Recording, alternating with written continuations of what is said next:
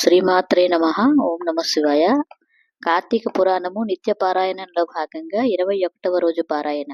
పురంజయుడు చేస్తున్న యుద్ధము భీకరంగా సాగింది. తలలు తెగిన మొండములతో, గుర్రాలు ఏనుగుల కలేబరాలతో, హాహాకారాలతో రుద్రభూమిలా మారింది రణక్షేత్రము.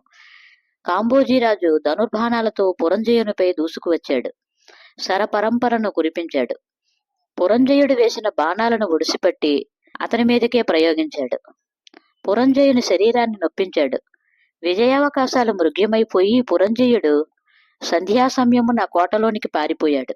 అంతఃపురమున ఏకాకిగా విచారిస్తున్న పురంజయుని చెంతకు సుశీలుడనే పురోహితుడు వచ్చాడు. రాజా, శత్రువులను గెలవడానికి నీ సామర్థ్యం వ్యర్థమైంది. దైవబలం ఉంటే గాని నీకు జయము దుర్లభము. ఇది కార్తీక మాసము, శుభప్రదమైన మాసము.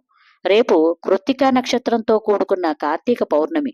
కాబట్టి నీవు శ్రీహరిని ఆరాధించి నీ కామ్యసిద్ధిని పొందు అని చెప్పాడు. శ్రీహరి భక్తవరదుడు, విజయుడువై నీ రాజ్యాన్ని నువ్వు గెలుచుకుంటావు అని ప్రబోధించాడు. పురంజయుడు సరేనని ప్రాతకాలమున నదీ స్నానము చేసి దీపారాధన చేసి షోడశోపచారాలతో శ్రీహరిని పూజించాడు.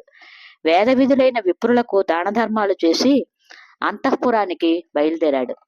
ఆ సమయంలో మెడ నిండుగా తులసీమాలలు నుదుటన భుజాలపై విష్ణునామాలు ధరించిన ఒక వృద్ధ బ్రాహ్మణుడు ఎదురై, మహారాజా, విచారించకు, నీ సైన్యాన్ని కూడగట్టుకుని శత్రువుని ఎదిరించు, విజయుడివై వర్ధిల్లుతావు, నీ రాజ్యము నీకు దక్కుతుంది అని ఆశీర్వదించి నిష్క్రమించాడు. అంతటా పురంజయుడు ధైర్యోత్సాహాలు కూడగట్టుకుని యుద్ధంలో తలపడి శత్రురాజులను చిత్తుగా ఓడించాడు. ఆ విధంగా పురంజయుడు శ్రీహరిని ఆశ్రయించి కార్తీక మాసములో పూజాధికాలు నిర్వహించి శత్రురాజులను ఓడించి తన రాజ్యాన్ని జయించుకున్నాడు అని వశిష్ఠుడు చెప్తూ ఇలా చెప్తున్నాడు.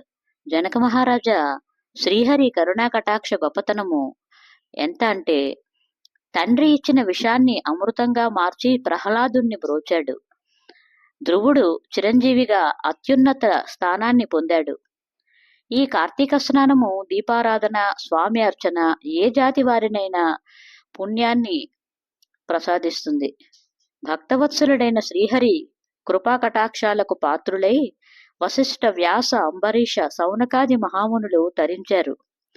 నిరాకారుడు, నీరజాక్షుడు, నిర్వికల్పుడు, సహస్రభానుతేజుడు, సర్వాంతర్యామి, నిత్యానందుడు, నిరంజనుడు, చతుర్దశ భువనాలను కుక్షియందుంచుకొని కాపాడే శ్రీమన్నారాయణి కృపకు పాత్రులు కావడం కంటే మిన్నది ఇంకోటి ఏదీ లేదు అని వివరించాడు వశిష్ఠుడు.